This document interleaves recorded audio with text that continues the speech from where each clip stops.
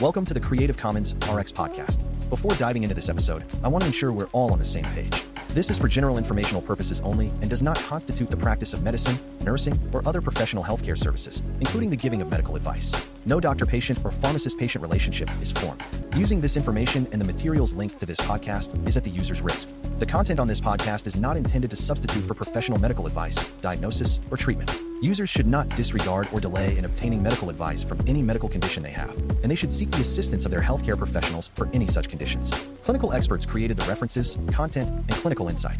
NotebookLM, a Google AI tool, created the audio content, which I extensively reviewed before release. Finally, the host states that he takes all conflicts of interest seriously. Currently, there are no conflicts to disclose. For all of his disclosures and the companies he invests in or advises, he directs users to reach out independently, where he keeps an up-to-date and active list of all disclosures.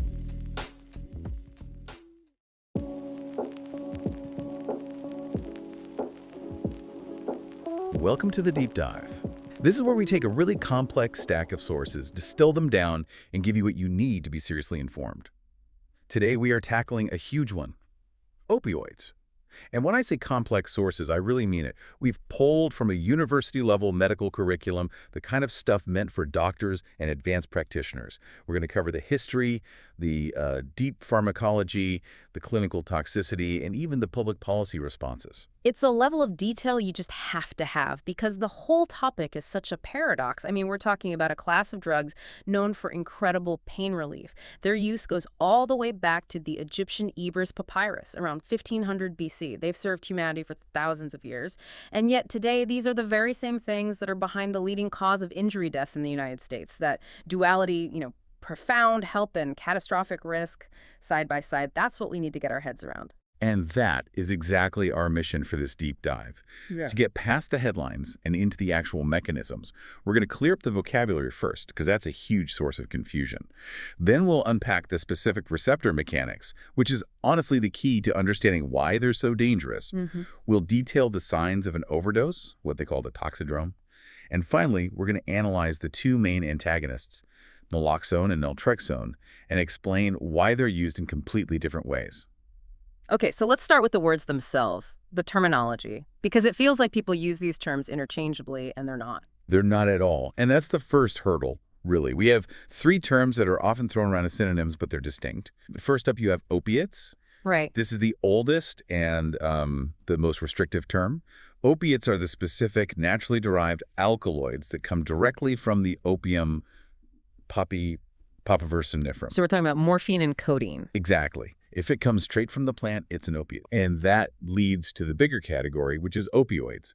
So anything synthesized or modified falls under that umbrella. Precisely. Opioids is the all-encompassing class. It includes the natural opiates, of course, but also the peptides our own bodies make, like endorphins, and then the semi-synthetics like oxycodone and heroin, and the purely synthetic compounds like methadone and fentanyl. Basically, if it hits the opioid receptors, it's an opioid. Which brings us to the third one, narcotics. The source material points out that this is where the legal definition just completely diverges from the science. It really does. The term originally meant sleep-inducing, which makes sense, but today it's more of a legal catch-all. Law enforcement agencies use it to refer to almost any controlled psychoactive substance that's illicit. Which is why you see something like cocaine, a stimulant, sometimes legally classified as a narcotic. Yeah. It's a term that, if you want to be pharmacologically precise, you should probably use pretty sparingly. Okay, so that's the language. What's so fascinating looking at the history is how quickly we tried to improve on what nature gave us.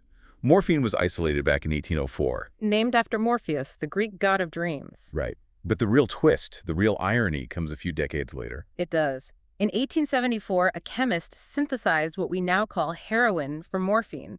He was actually trying to create a non-addictive, maybe less harsh version of morphine. The irony is just staggering. It's unbelievable. And then Bayer, the pharmaceutical company, they actually marketed heroin, starting in 1898, as a cough suppressant. A non-addictive cough suppressant. They thought it was superior, safer. It's just a classic story of scientific ambition running into biology that we didn't fully understand. And that tension This constant search for better pain relief that keeps creating worse addiction problems, that's what led to the first big laws, right? Like the Harrison Narcotics Tax Act in 1914. Exactly. The government had to step in and restrict non-medical use because the problem was becoming endemic, especially after global events like the Opium Wars. So let's fast forward 100 years, because that problem didn't go away. It shifted, it mutated. The modern crisis, according to the curriculum, comes in 3 distinct waves. The first wave, from about 2000 to 2015, was the prescription opioid surge.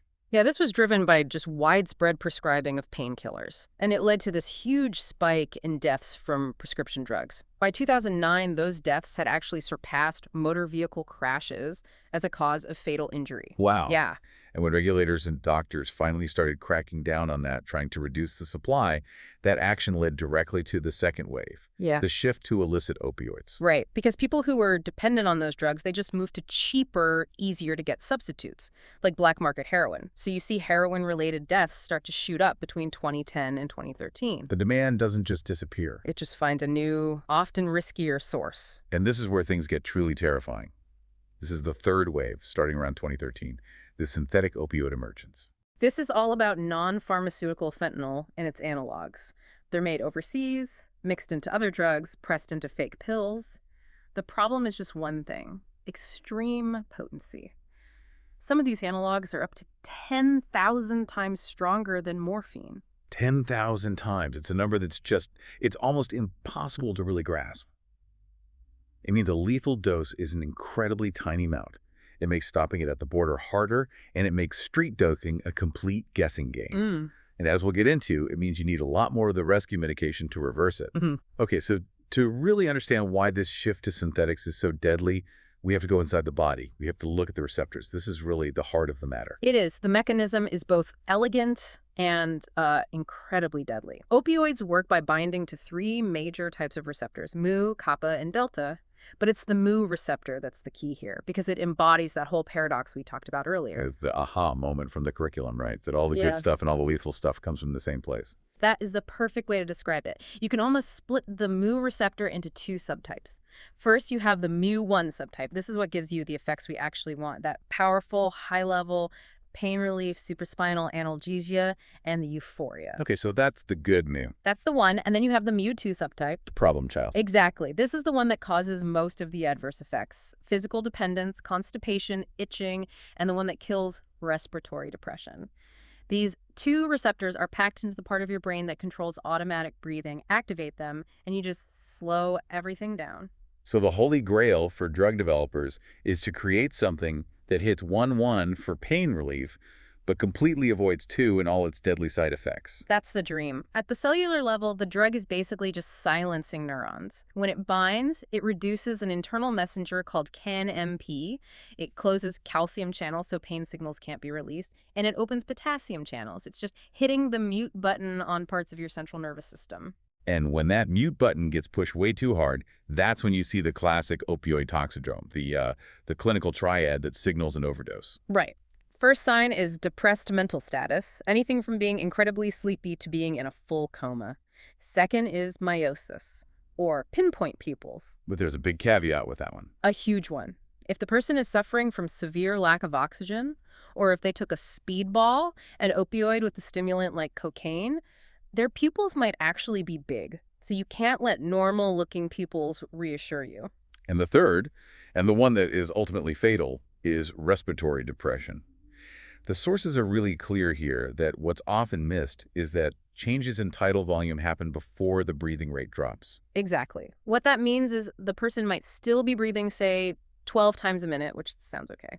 But they're only taking these tiny little sips of air. It's shallow, ineffective breathing. That lack of volume is the real danger sign. You can't just count the breaths. You have to see if they're actually moving air. And this gets even more complicated because not all of these drugs act in the same way. Fentanyl, because it's so potent, has this really specific risk. Yes. If you give fentanyl too quickly through an IV, it can cause something called acute chest wall rigidity. The muscles in the chest and abdomen just lock up. They become rigid, and the person physically can't expand their lungs to breathe. So it's a mechanical problem on top of the brain problem. Right, and it requires immediate aggressive intervention. Then you have older drugs like meperidine.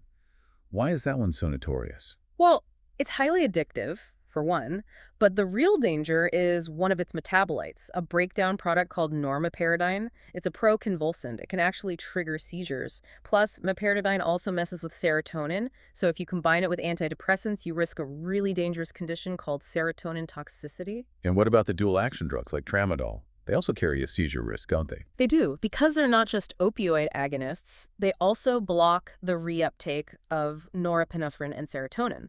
So they also lower the seizure threshold. And here's the critical part.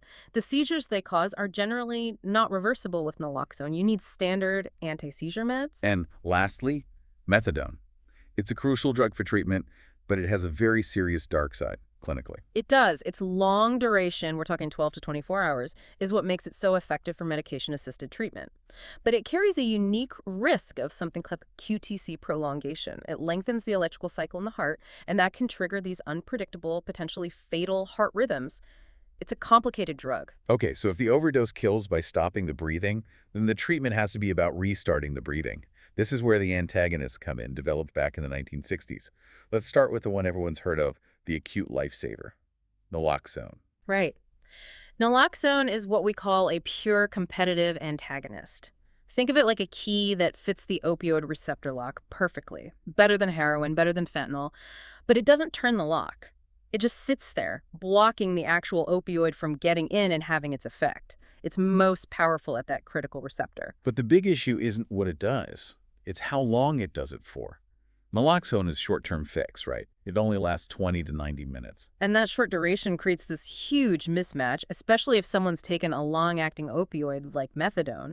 Even some street fentanyl analogs can linger for hours, so the person can wake up, seem totally fine, and then once the naloxone wears off, they can slip right back into respiratory failure. They have to be watched. This brings up a really crucial point from the sources about dosing. I think most people assume you just hit the person with a huge dose to wake them up, but that's not what's recommended if you suspect they're dependent. No, it's not. The goal is not to restore full consciousness. The primary goal is to restore adequate ventilation.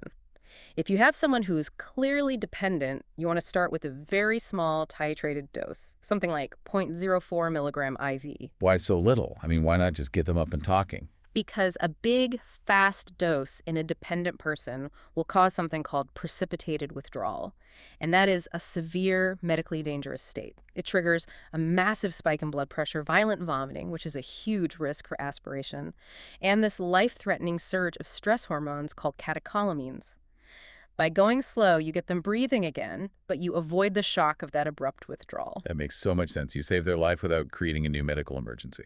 Now, speaking of trippy situations, what's the deal with buprenorphine?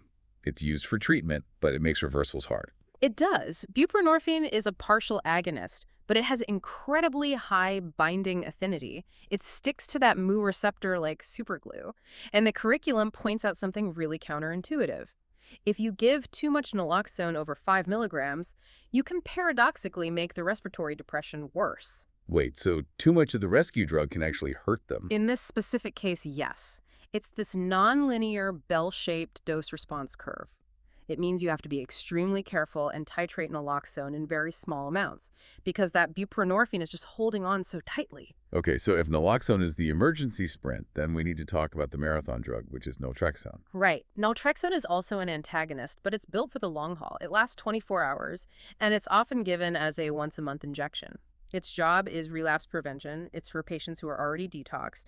It sits on the receptors and blocks the high if they do try to use. So why can't we just use that for an overdose? A long-acting blocker sounds great. Because of that 24-hour duration, if you gave naltrexone to someone who is actively opioid dependent, you would trigger a severe, prolonged withdrawal that would last for a full day or even longer.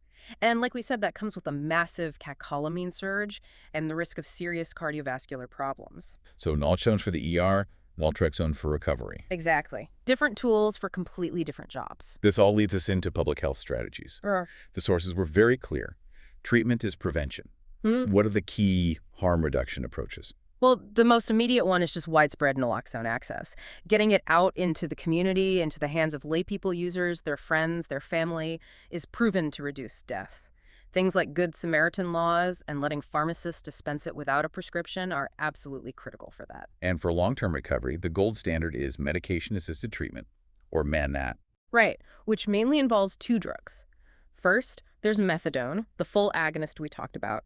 It stabilizes people, but because of its risks, it's restricted to special treatment programs. The second, and often safer option, is buprenorphine. Because it's a partial agonist, it has a ceiling effect on respiratory depression. It's much, much harder to have a fatal overdose on buprenorphine alone. Before we close out, there's one more policy idea mentioned. Abuse deterrent formulations, or ADFs. What was the thinking behind those? ADFs were the industry's answer to that first wave. They're pills designed to be hard to crush or dissolve to stop people from snorting or injecting them. A technical solution. But the sources suggest it didn't really solve the problem. Not the core problem, no. And the curriculum makes another really critical point here. If you just detox someone and then put them in counseling-only treatment, you actually increase their risk of a fatal overdose. They lose their tolerance. So if they relapse, a dose that used to just get them high is now lethal. That's why a MAT is so important. It maintains that stability. So let's bring this all together for you. The opioid crisis is, at its heart, a tragedy born from a chemical paradox. The very thing that provides profound pain relief, that one receptor, is chemically inseparable from the thing that stops your breathing, the two receptor. And saving a life comes down to understanding that naloxone is a very short-term solution. And the goal isn't to wake someone up, it's just to get them breathing again. And if you look back at that whole history, from ancient Greece searching for analgesia all the way to Bayer creating heroin because they thought it would be safer, you see the same pattern over and over. We keep trying to solve the problem with new chemistry or new technology. We invested so much in things like abuse deterrent formulations to stop people from crushing pills. But the sources note that people quickly figure out ways around those deterrents. And anyway, most addiction and the pain sensitivity that comes with it starts just from swallowing the pills whole. So it makes you ask, why are we so focused on controlling the method of ingestion? The real issue seems to be the chemical compulsion itself, that core activation of the whore receptor. It suggests the path forward isn't just about policing the pill. It's about treating the brain chemistry that drives the compulsion in the first place. That's the real challenge. This is for general informational purposes only and does not constitute the practice of medicine, nursing, or other professional healthcare services, including the giving of medical advice. No doctor-patient or pharmacist-patient relationship is formed. Using this information and the materials linked to this podcast is at the user's risk. The content on this podcast is not intended to substitute for professional medical advice, diagnosis, or treatment. Users should not disregard or delay in obtaining medical advice from any medical condition they have, and they should seek the assistance of their healthcare professionals for any such conditions. Clinical experts created the references, content, and clinical insight. NotebookLM, a Google AI tool, created the audio content, which I extensively reviewed before release. Finally, the host states that he takes all conflicts of interest seriously. Currently, there are no conflicts to disclose. For all of his disclosures and the companies he invests in or advises, he directs users to reach out independently, where he keeps an up-to-date and active list of all disclosures.